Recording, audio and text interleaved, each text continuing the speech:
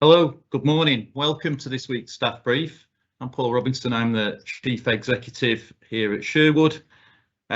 This week's staff brief, we're a little bit different. It's a game of two halves. We're not lionesses today, but we're sort of in keeping with all the celebrations that's going ahead with the Euros that are taking place. So I'll be leading the first half of today's staff brief and then handing over to Emma Challans for the second half. And with us today in the first half, we've got Rachel Eddy, who's our new Chief Operating Officer. So Rachel started this week, should be able to give her an introduction to herself later.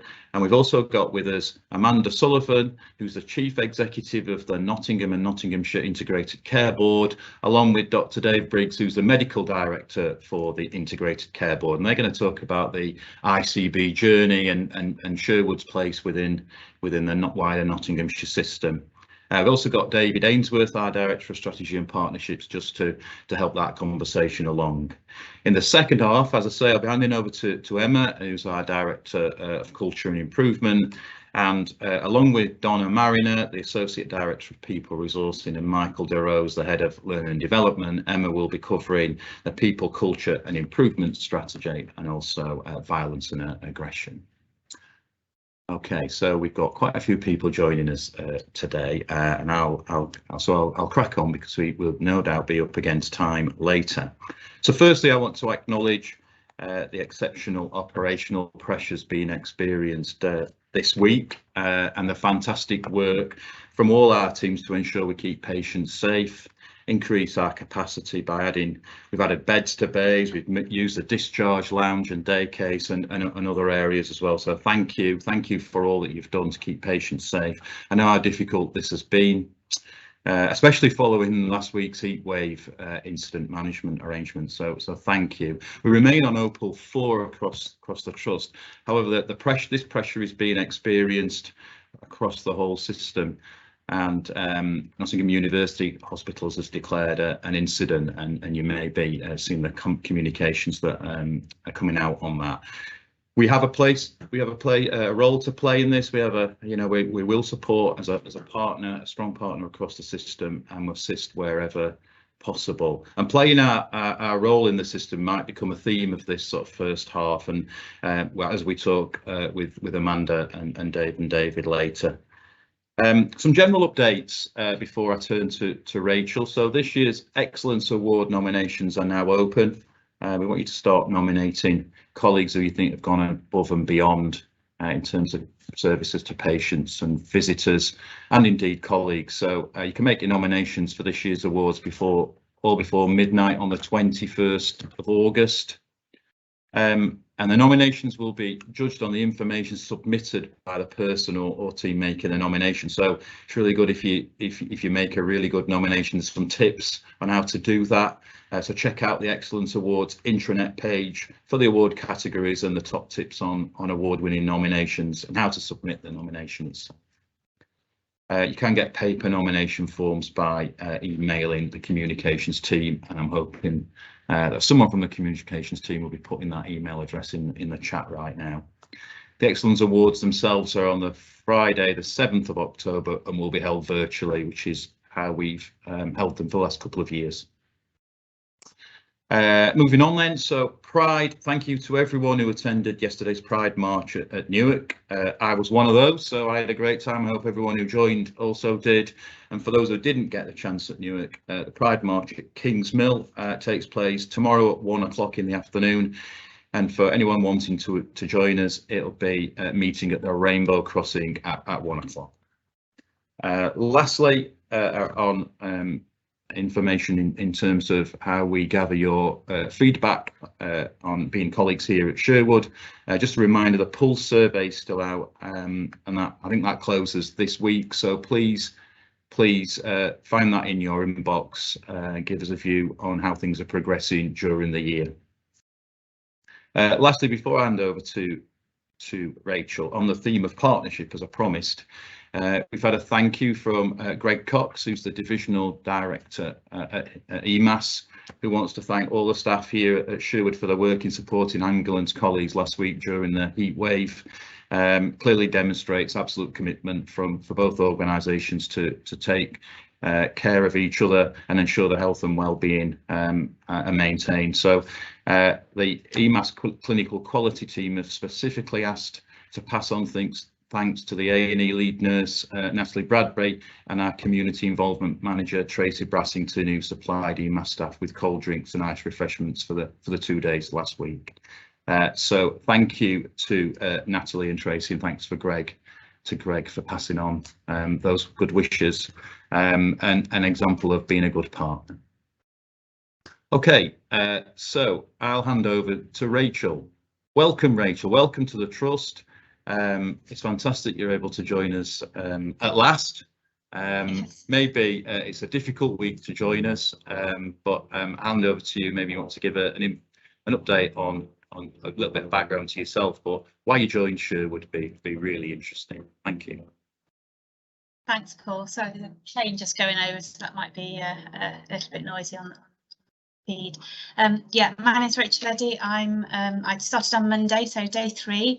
I've been in the system a long time, so I've been working at NUH for the past 17 years in a variety of roles, and most recently as deputy Q for probably the last 10. So it's quite possible that some people do know me because people move between the organisations, and certainly I'm surprised at how many familiar faces already I'm seeing here at Sherwood. I've come here really because I've heard such amazing things about this organisation, and my first few days only reinforces that. Everybody's been so friendly and so welcoming to me, so thank you ever so much for that. Yeah, Paul's right, it's been a really difficult and challenging week to start. Potentially going into incident mode on my first day was not what I was expecting, and I know it's been a really tough week for all of you, and especially those of you who are involved in providing that frontline care in such difficult circumstances. I'll just touch on that briefly, just to reiterate what Paul said. So although we probably came close to it earlier in the week, we haven't declared a critical incident here at Sherwood because we're actually, as a result, I think, of the actions that we took over Monday and Tuesday, got ourselves into a much better position this morning, and ED is certainly in a much better position than it was. I have to say we've done that by taking some extraordinary actions, some of which I think we've not done here before. So we do need to do the learning around that and make sure that we build it into our procedures so that we can do it safely should the need arise again in future. But I've been incredibly impressed actually by the flexibility and the positivity with which staff have responded to that to keep all of our patients safe, even if that has involved spreading some of the risk into departments that maybe wouldn't normally see the same pressures as ED. So thank you to all of you who've been involved in that response.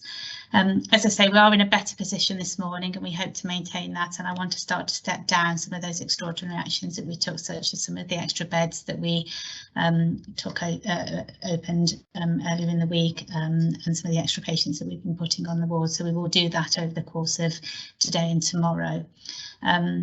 It's important, I think, that we stand with our system in this system-wide incident, even though we are in a better position. NUH absolutely isn't, and we need to work together to support them, and also work with Amanda and Dave and colleagues within the ICB to make sure that we're all doing everything we can to keep all of the patients across Nottinghamshire safe. So that's really all I wanted to say about that, but I appreciate it's been a very unsettling time for people, and it's quite unusual, from what I'm told, for Sherwood to find itself in that position. A lot of people have said to me that Monday was the worst day they've ever seen here, and that's quite sort of sobering to hear when you just walked into the organisation. So I'm very happy to take any questions that people have got around what we've done and what we're going to do for the future, if that would be helpful. Thanks, Rachel, and I hesitated to when I introduced you, but I will say now it's a little bit of a baptism of fire as an introduction to the organisation. But what an opportunity to take a view on how responsive staff are here at Sherwood, and how flexible, how committed as well to safe patient care. So it's a good opportunity for you to see that in action. And also, bring a new, fresh pair of eyes as to how we might manage this sort of operational pressure in the future. Clearly, we need to work together with partners to manage that pressure. And I'm just going to move over to Amanda and Dave now. And Amanda, we've created, the NHS has created a new architecture which it's ever so good at doing, and it's called the Integrated Care Board. So I'm sure all our colleagues here at Sherwood want to hear about what that means, what it means for patients and residents of Nottinghamshire, and what it means for them and for us here at Sherwood, and how we're going to contribute. So I'll hand over to yourself and Dave now, if that's okay. Thank you very much, Paul, and thank you very much for inviting me. It's great to have the opportunity to connect with you. I've got a few slides for those of you who are sort of like to see something visually, so I'll just share that with you. Can that people see that, hopefully? As Paul says, we've created quite a bit of change in the NHS, and you can see that we are one of 42 systems. So Nottingham and Nottinghamshire is one of 42 systems, and this is really important for the NHS because what it's doing is very much bringing the NHS to work together with itself. So you've already heard Paul say how much you are all supporting things like EMAS colleagues, the situation at NUH today as well. And so it's that spirit of collaboration and helping each other and working as a family that is really the emphasis of this. Which is different from some of the traditional ways where you have a foundation trust and they operate, you know, more or less on their own and things. So it's quite a different philosophy for the NHS. And there's 4 things that we are working together to achieve: is to improve people's health, but healthcare as well, but health broadly, more broadly, working with you know, district councils, the county council as well. Tackling inequalities, and we know that's quite a big thing for Mid-Nots because we have got some very deprived areas locally. We're in the sort of the old coalfields, aren't we, in old manufacturing towns, and we do see, unfortunately, we do see, and you see every day, some of the consequences of that in terms of people's health and need for healthcare. Making sure we use the taxpayers' money as best we can to get the impact for the population. But also new to the NHS is that the NHS supports broader social and economic development. So that means working, you know, we're big employers. It's working to help create opportunities for local people, contributing to the green agenda. It's making sure that we're really good partners with others in that wider agenda as well. So you'll see here we've got 4 what we call place-based partnerships. Mid-Nots goes right across the middle, and you can see it's quite a big area, some which is towns, some which is more rural, and it is really a great area actually, and really established partnerships within that. Within that, you obviously you've got 3 district councils that you work really closely with: Ashfield, Mansfield and Newark and Sherwood across your whole area, which is great.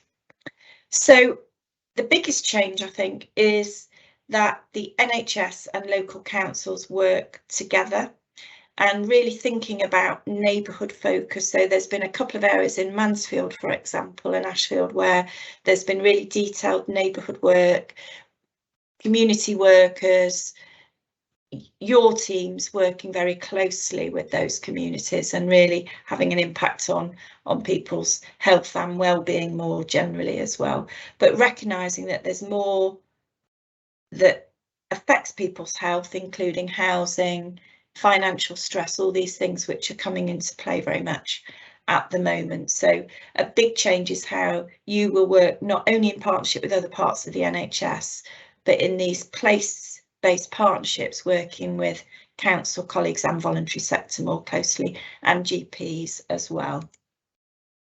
So you're already doing this, you're already front runners on this. So I thought just to bring this to life, a couple of examples. So one is the MSK Together that I know you've taken a really lead role in developing, and that's a brilliant example because what you've done, you can see all those partners in there. It's thinking about MSK care more generally, right from the community front end right through to when people may need to be referred to hospital, but it's bringing all the expertise together to really give people as good as care as possible, and actually not just go straight for sort of outpatient routine if there is therapy or other things that can happen in the community that you're all working together on. And then the other really good example, just one of them, is the End of Life Care Together programme as well, and through working with other providers, you've got a fully coordinated end of life service, and prior to that it was very, very fragmented and not as good an experience for families and people who were at end of life, because through working together you can coordinate people's care better, and it feels much better for families as well. So that's a couple of examples that really that way of working is going to become more the norm across the whole range of areas. So what are the bits in the system? We've got something called an integrated care partnership between the NHS and the county council and the city council, and we will set collectively some big areas where we want to tackle health outcomes. So that will be a and how we're going to work is what we call integrated care, just joining care up. And then the Integrated Care Board replaces the clinical commissioning groups and has got more responsibilities around integrating care particularly, but working collaboratively, all as one family, not as sort of separate sort of commissioning provision, different sections really. Working at all levels of population, but the place-based partnerships really important, but also the trusts, the NHS trusts collaborating to do things at scale where that makes sense as well. So you will all be part of that. You can see in our system there's lots of people who are very much involved, lots of organisations, district councils, the ambulance service, the healthcare trust, the hospitals, but also primary care as well, and that's really good that we form those partnerships and build on the ones that we've got. And we have a board as well in the Integrated Care Board, and I'm really pleased that Paul is actually a member of that board. So as well as being the Chief Exec of Sherwood Forest Hospitals, Paul is actually a member of the Integrated Care Board. So we'll bring the perspective, the hospital perspective, into how we think about serving the population as a whole. So really, in a nutshell, we'll be working more closely together, thinking about communities more and how we work to help serve those communities, not just around treatment, but more around prevention and getting communities more active in their care as well, and tackling some of those inequalities, which will be really good, I think, for Midnots. So that was really all I wanted to say, Paul. Thank you for that, and we'll hand over to Dave just to build on some of that. Thank you. Thank you, Amanda. So I'm Dave Briggs. I'm the medical director of the ICB. Fairly new in post. However, I've been in the Midlands region for absolutely ages. So firstly, just to say what a fantastic reputation Sherwood Forest Hospitals has in the community in the Midlands, and there's examples of work that you are doing as teams, which is absolutely, nationally leading work, especially around urgent emergency care. And there's a lot we all can learn from the work that you're doing. And more generally, the hospital is really held in great regard and is a great partner to work with. And that, I think, really sets out a massive opportunity for Midnots and the place of Midnots. The clinicians, the managers and the leaders, we're all committed to developing those four priorities that Amanda talks about. And I'm really keen to work with the Midnots place on how we can turn that into really delivering a world-class place. And I think we've got all the ingredients here to be a real test bed, to really drive things fast and quickly, to really, really make a big difference. And one of the things I just wanted to point out is the team and the work you've done around health inequalities, and how you as an organisation and how that has been addressed there's some really fantastic work there, and the level of energy to improve the health outcomes for those who are least likely to come forward in Sherwood Forest hospitals is leading the way in the region. So thank you so much for that work. And I think there's a lot we can all learn from the work that you're doing. And having come from an urgent emergency care background as my last facing role, we can't hide from how challenging this is. But the solution here does not lie within the hospital alone. The solution lies within how we as a place and we as a system work with a place for solutions that don't rely on the secondary care sector. Or we'll have to build quite a few more hospitals in Mid-Knots, and we don't want to do that. We want to care close to home. So what I'm asking, the challenge I think we have is the people who are on this call today, the people know what we need to do differently. We need to hear from you around what you think we could do better and more effective with our partners to really affect that change. And together with David Ainsworth, who's on the call, we really, really want to hear that, because I think together we can make a material and rapid difference. And I think from the examples that Amanda's shown, which are only 2 of many, we're already starting it, we're already doing it. The more we can do, the better care you'll be able to provide for you, your families, and the people and your loved ones. So big thank you for all the work that you've done already. And just to recognise the absolute potential in the Mid-Knots and the great reputation that Sherwood Forest has already, and how we as an ICB want to build on that and drive it forward. So that's it from me. Thank you, Amanda and Paul. Thank you. Thanks very much, Amanda and Dave. So good to hear how this is coming together. I'm really pleased and proud to be able to play a role in it on the ICB board. But I just sort of reflecting to myself now that the ICB can't do all this alone. There's 4 aims and priorities, and so what for me the ICB is creating the conditions and the environment and I guess the architecture, because there's some hard wiring sort of things to do, but the conditions and environment to allow that collaboration and partnership to flourish and improve the health and well-being of the population. And you know, and you know that as a trust, as a foundation trust, Sherwood is committed to playing our role and taking that responsibility for the health and well-being of our population. And indeed that's why David's role exists. So David, do you want to just describe your aspirations in terms of how we can move forward, and what maybe some insight into what you've been working on in your first sort of month here with us at Sherwood? Yes, thanks very much, Paul, and Amanda, Dave, thank you very much. Really good to see you, and definitely we'll be following up some conversations with you after today. Colleagues, good to see you. You've seen me on a few staff briefings now, so it's great to be back with you again, and thanks for taking the time to join us. As Amanda and Dave and Paul have alluded to, you know, alone we can do a little, together we can do so much, and I think that's the take-home message for me. Many of the issues that we face internally within Sherwood, you know, the solutions for those are in the outside world, and the way that we trust and build the relationship with partners across health, social care, voluntary sector and so on is going to help us all in the future. And in a way, you know, if somebody arrives in hospital who's frail and they've fallen or, you know, broken a bone, or, you know, they're isolated and lonely and they've got a mental health crisis, you know, in a way one could say that's a system failure.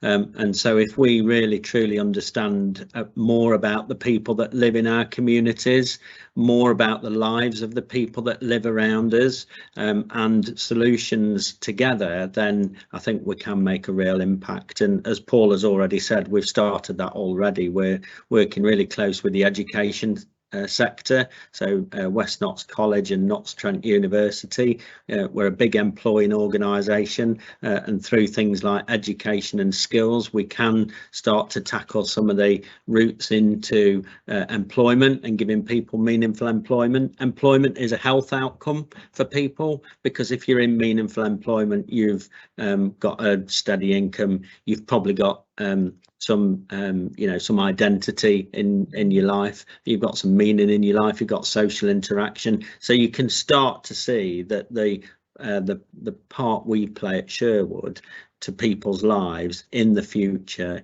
is going to be ever so critical. And, you know, as Paul has said, as a board, we really feel that sense of our civic duty to make a difference. So I'll pause there because I could do a whole session on it, but just aware of time. And I know some people have got to leave us, Paul. But, you know, if you've got ideas and that's lit a, you know, an idea in your mind or a fire in your belly and you want to know more, or you've got ideas of what we might do, just get in touch with me on NHS Net or Teams. Thank you, Paul. Thank you. I'm going to draw this first half to a close now. Thank you to Amanda, Dave, David and Rachel. We need to pop off onto something else. So I'm sorry that I have to leave you, but I'm leaving you in the very capable hands of Emma. So Emma, over to you, and thanks for coming on board today, and I'll see you again next week. Thank you. Thank you Bye. very much, and thank you for handing over. As always, really feel privileged to be leading and supporting Team Brief, so thank you for that, and it's no chore at all. I love connecting, engaging with you all. So yeah, I know when Paul referenced earlier linking to Lionesses. If anyone had the privilege of watching that last night, it was absolutely amazing, and there was many things that struck me in it, really, particularly around that safety net. And I think Paul also referred to the fact that it's been really challenging the last 24, 48 hours for colleagues across all of our hospital sites, and the safety net that you've all provided with each other. And I know I'm doing a football analogy here as an ex-footballer probably, but you've all taken care of each other. You've done actions where you've provided that safety net for patients, and you truly have all come together as a team. And I just, once again, I'm always amazed about how brilliant everyone is in supporting our patients and particularly each other. So a massive thank you from me, and also a massive well done to our Lionesses for getting us to the final on Sunday. So there's enough of my football analogy. I'd like to move us on to, if I may, every week we've been sharing insight into our new people, culture and improvement strategy, which is a really key strategy and ambitions for us as an organisation, where we want to help you be the best that you can be. And that is as simple as it is, really. And that is around how we take care of you, how we develop and grow you in your roles and your careers, how we ensure that we're paying particular attention to equality, diversity and inclusion in the organisation, ensuring that everyone feels like they belong. So joining us today, we've got Michael DeRose, who's our Head of Learning and Development, and Michael's really going to give us a little bit more insight into about growing our colleagues in the organisation, so around career pathways, development opportunities, and just 2 or 3 minutes sharing some highlights and headlines of what that might look like going forward. So Michael, do you want to take the spotlight and share a little bit around our strategy and ambitions? Yeah, of course. Thank you very much. Thank you for inviting me. And I suppose this moves seamlessly from what Emma's just said, really, about sort of growing our own and realising the potential of staff in the trust. And I think the first thing I wanted to pick up on was our ability to do that. And I think there's something that we maybe not missing in the past, but actually something that's really important when it's put in place to protect our ability to enable that, really. And that's around the protected learning time approach. So actually this approach, this policy, this guidance, this guideline will form a basis or a structure or a skeleton framework as to how we support you guys in reaching your potential. So it's fine if we want to take someone through an apprenticeship, we want to take someone through a degree pathway, we want to put someone on an external learning course, whatever it might be, even including our mandatory offer as well. But we need to have the ability to protect some time for you to do that. And as much as that will be us doing that for you, I think the agreement works both ways as well. So, you know, there has to be an agreement, not contractual agreement, but an agreement between the learner and Sherwood as to how we're going to support you to do that. And I think when I first came into role, lots of conversations I had were around, I don't know how I'm going to have the time to do this, what time is available to me, what support is there. So this policy, this guidance will aim to kind of encapsulate that and provide a framework for people to work within. So we've done some initial engagement around the draft policy and what that looks like. We've had some really, really good feedback, but we do need to recognise the difference in people's learning styles, people's approaches, the vast variety of courses that we offer as well. And we need to make sure that any promise that we make to you as a learner within the trust is matched across the trust as well. We don't want to be imbalanced in the way that we offer that. So this initial piece of work should shape how we protect that learning time for you. So there'll be various levels, if you like. So our mandatory training offer, you know, is our core offer. Our mandatory and statutory core offer is something that all staff need to adhere to, and we have to do that as a baseline approach to ensure that our working practices are safe and that anything we do with patients is safe as well. So we will commit to 100% of protected time for you to do that throughout the course of the year or the 3-year period. Similarly, if you're in an apprenticeship, there is a commitment there from us that we will support you in that process as well. And again, similarly, if there's an important piece of learning that a particular person, department, or a directorate need to undertake, then we will support you in that as well. But this policy will outline very clearly what the requirements are from the trust on that side, and also what we expect from our staff members / learners as well. So hoping to share that much more widely once we've got a little bit more guidance on how it's sitting currently. But I'm quite excited about that, and I think that will the initial conversations we've had will kind of set the scene for a lot of what we do going forward. Another big piece of work we've got going on at the minute as well is around our leadership or people development strategy and our approach to talent management. And I think in the past, before my time, we've had various approaches to that, and I think they've maybe been either forgotten or they've not been embedded particularly well. So what we're developing are two things really. We're refreshing our approach to talent management. So we have one currently. Again, I don't know how much people know about that, but initial conversations are quite varied in the responses. Some people know quite a lot about it. Some people don't have any idea at all. So we're looking to relaunch that, refresh the approach, and do something that's meaningful for everyone and something that everyone can buy into. And we're also going to link that within, not a separate piece of work, but within our leadership development / people development strategy piece of work, which is where we want to kind of formalise our leadership and development offer for staff. So ideally, we would have a number of levels to this. So actually, someone who's not even in a management position but is leading staff can look at this development pathway or development offer, and there's something there for them. But also throughout the different levels in the organisation, there's something that they can attach themselves to provide support between the different levels. And I think it's not just about having an educational input at certain levels, it's about what we do in between those levels as well to prepare people for the next step. So we could do something around new managers, aspiring managers, and we could do something around middle to senior managers as well. But what is the bit in between that we do to support staff from getting from that point to the next point? So it's all around developing a spinal offer and ensuring that that's visualised through the trust and that people are aware of it, signposted to it, and that we're being fully transparent in what we expect from people within that pathway as well. That also links into our larger or wider L&D offer, which obviously the leadership development strategy will be part of. And I think the apprenticeship element sits really quite firmly within that as well. So currently we have a really vast apprenticeship offer. It's quite wide. What we're looking to do is increase the numbers within that as well.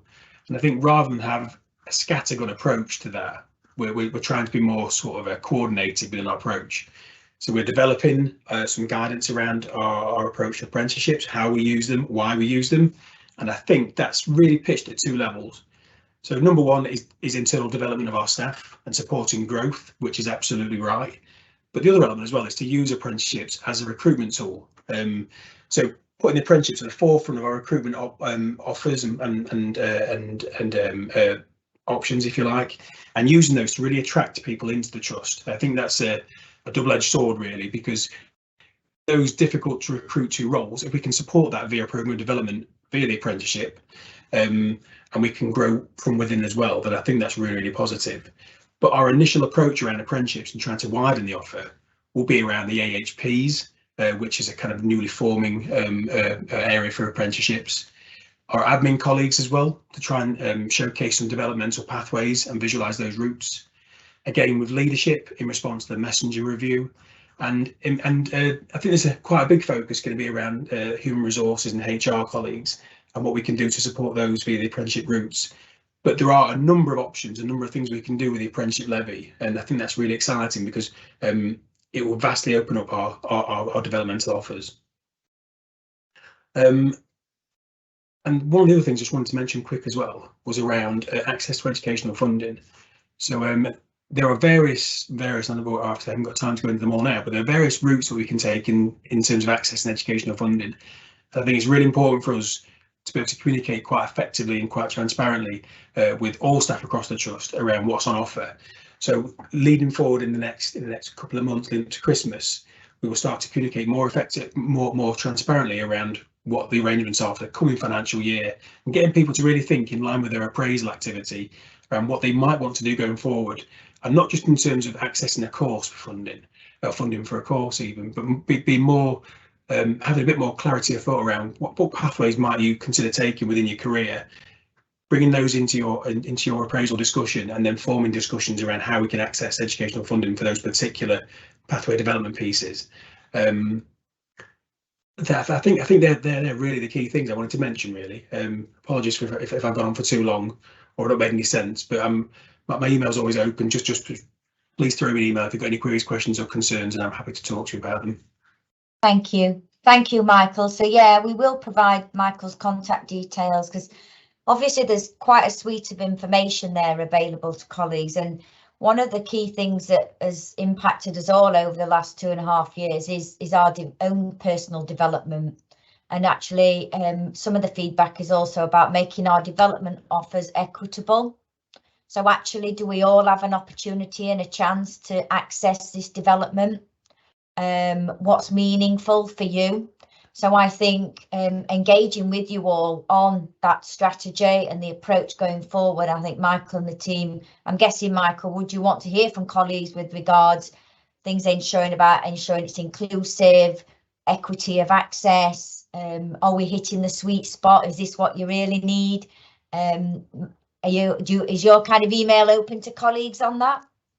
Yeah, without a shadow of a doubt, yeah, because I think, as well informed as I think I might be around what our offer should look like, I mean, I'm always open to suggestions and alternative opinions, ways of delivering, ways of reaching staff as well. So yeah, I'm not foolish enough to think I've got it all right, but I'm more than happy to take comment around what potential other avenues and things like that. Yeah, definitely.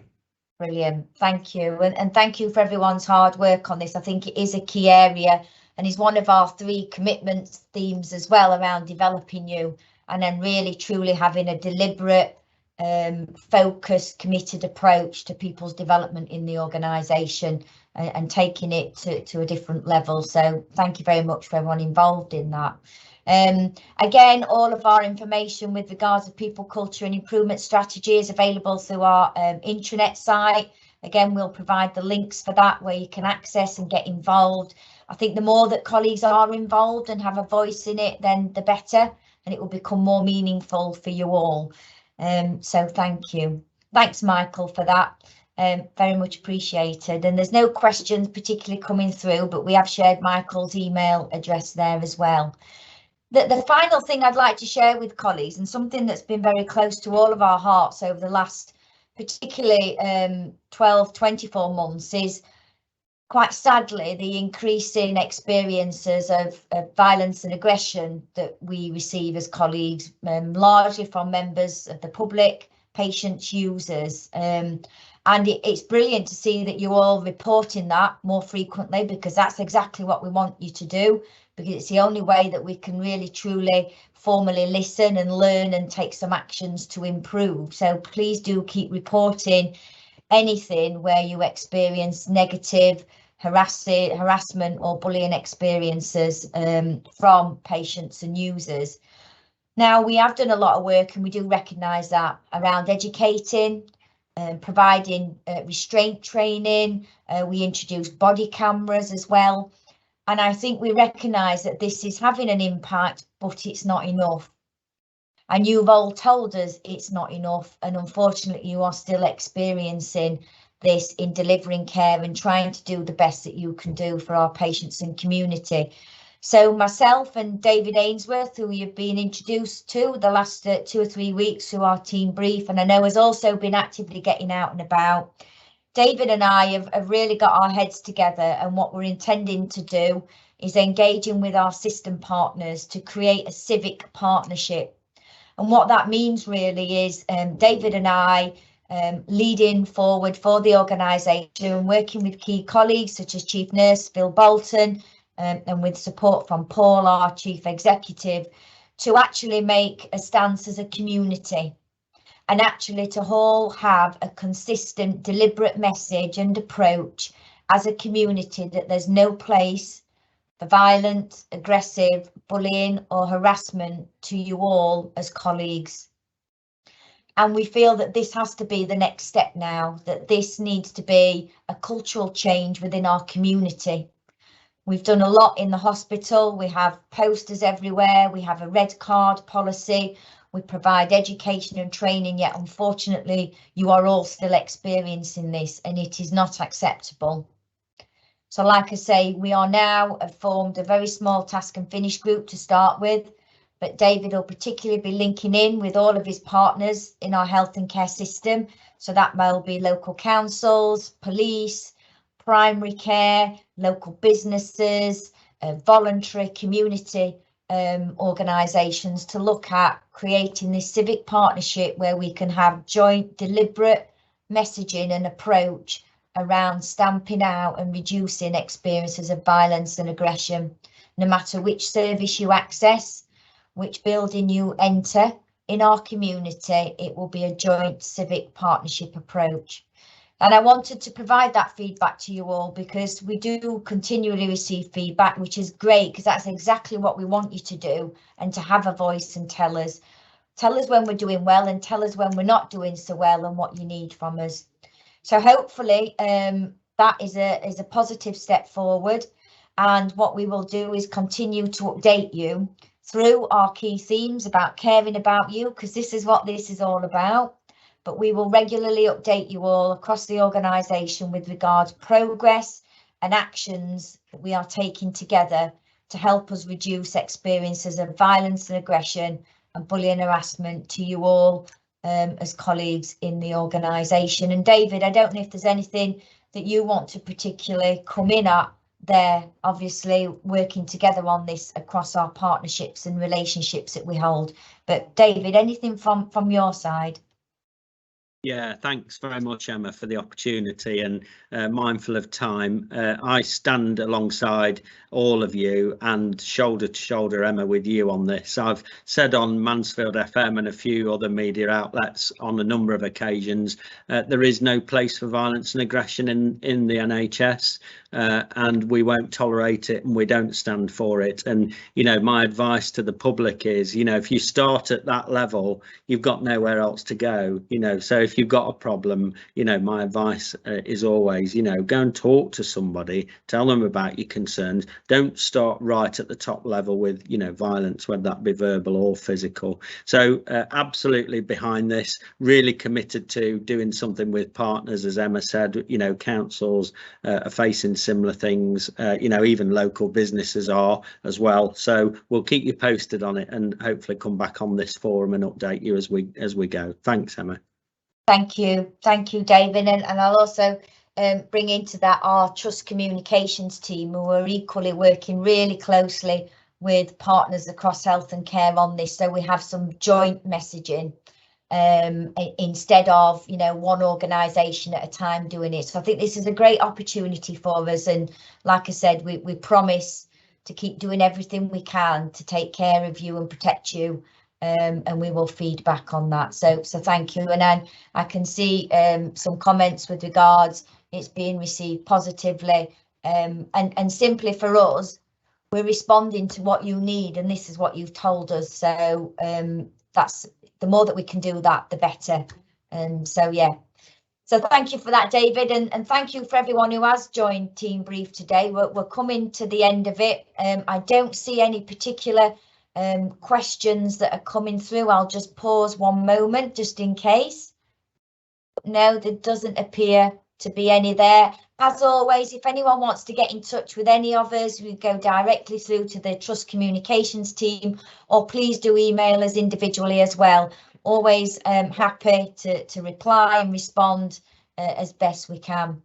But I just finally, to end the session, just a huge thank you again to what everyone has been doing over the last number of days and continue to do. I know it's tiring.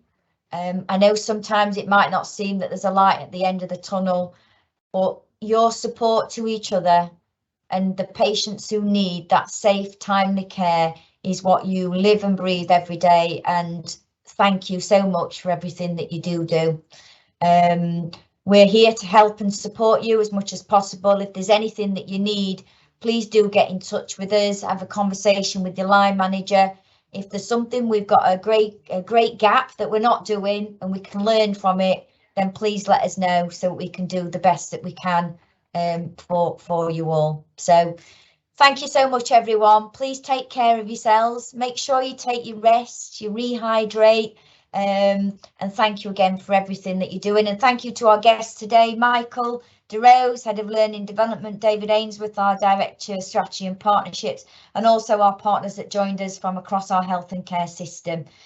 Thanks ever so much, everyone. Take care, and we'll see you again very soon. Thanks, everyone. Bye-bye.